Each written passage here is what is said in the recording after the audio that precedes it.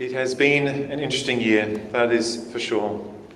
To think back to Christmas last year, when the Illawarra, like so much of the East Coast, was shrouded in smoke, and we were preparing for the devastation of the fires that continued to rage around Sydney and up and down the south coast, and indeed up and down the north coast.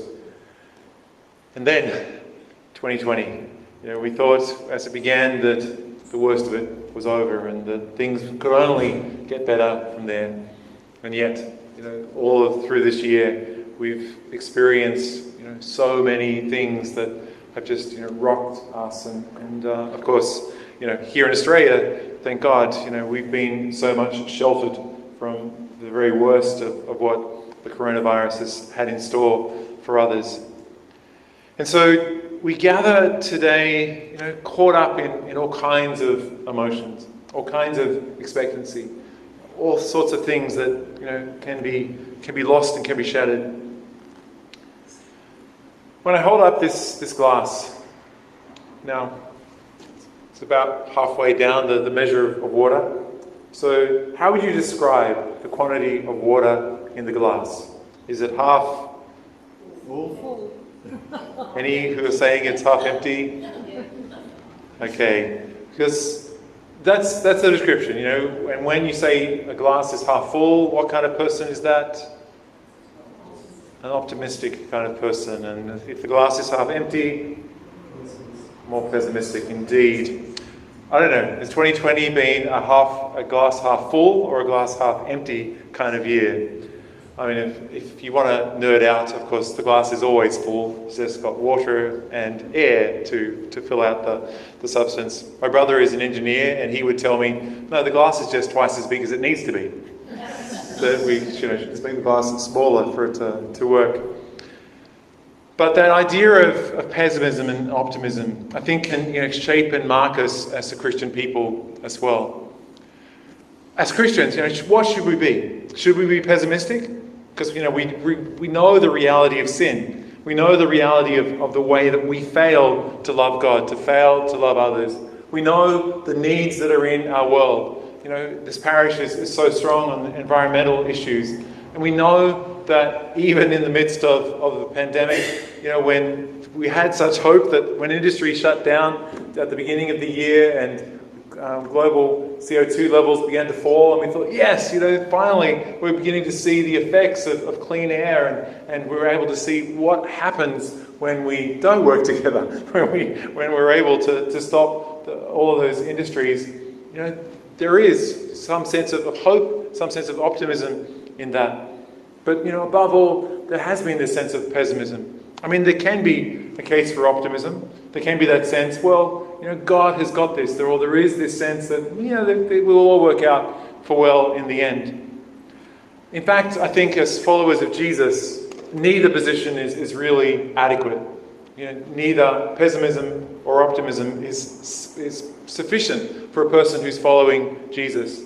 But thankfully, there is a different way. And I think that is the way of hope.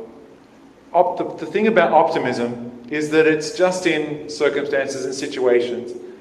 We have this vague kind of sense that, it'll all work out for the best in the end. But hope is different. Hope is based not just on circumstance, but on the deeds and works of a person, indeed of God.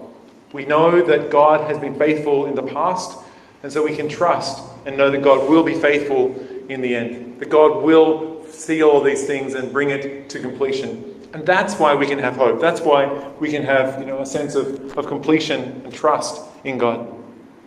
In Hebrew, there's two different words to capture this sense of hope. The first is the sense of just waiting for something. It's the word yakal. And so when Noah had been through the flood and the rain had stopped, he still had to yakal until the waters began to settle. It was another 40 days, and he sent out first the raven and then the dove to see, are there any signs of actual earth that we can land this ark upon? So sometimes we just need to have that yakal. We just need to wait for things. We need to continue with that sense of expectancy and hope. to keep us waiting and keep staying put. The second word or second idea in Hebrew comes from the word kav, which is the word for rope or a cord.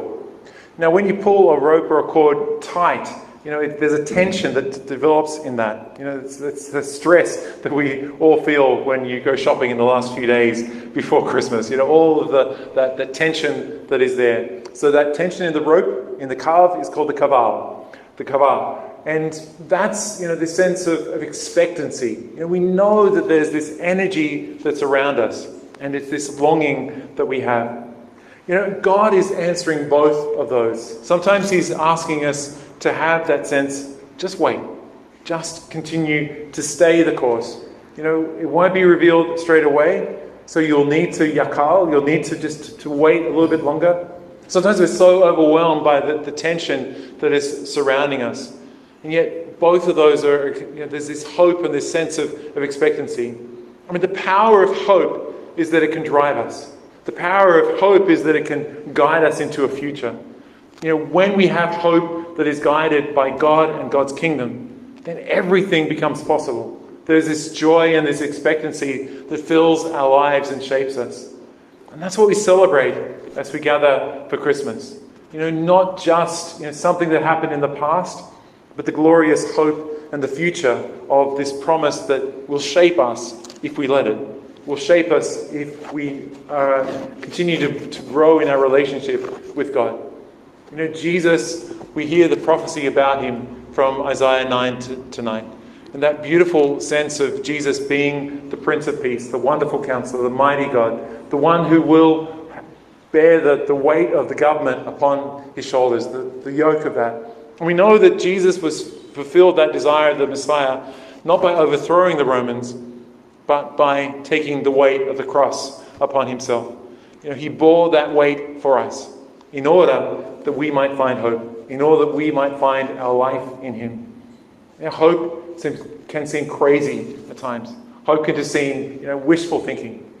But because hope is not just mere optimism, but hope is grounded in the truth and the reality of who God has been and continues to be in our lives, we can have this assurance of true hope.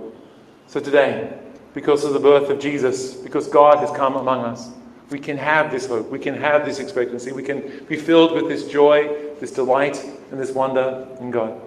So let's indeed be people who are marked and shaped by hope, not being overwhelmed, not being caught up in the tension, but just in grateful desire, express our longing for God to come and to dwell among us.